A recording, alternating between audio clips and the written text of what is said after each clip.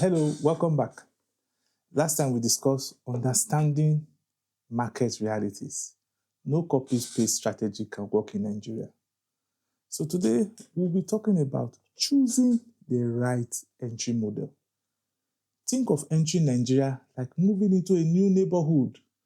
You don't just buy the biggest house on the street without first checking who are your neighbors, how the road works, whether the water supply is reliable.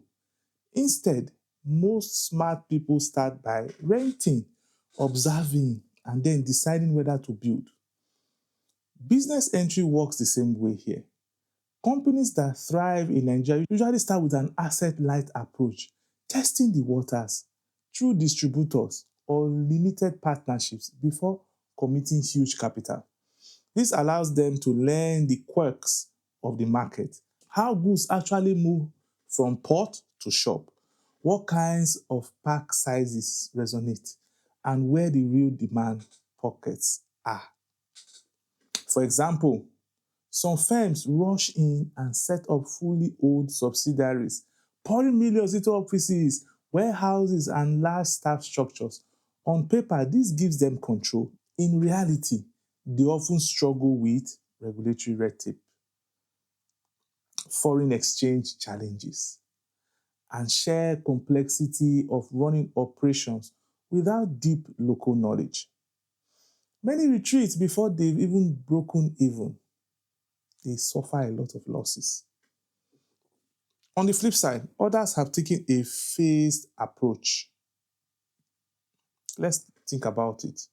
Phase one, export via trusted distributors. This keeps initial costs low and gives a chance to observe how products perform. Phase two, form joint ventures or expand into contract manufacturing once sales momentum is proven. This helps hedge against currency swings and cost logistics costs.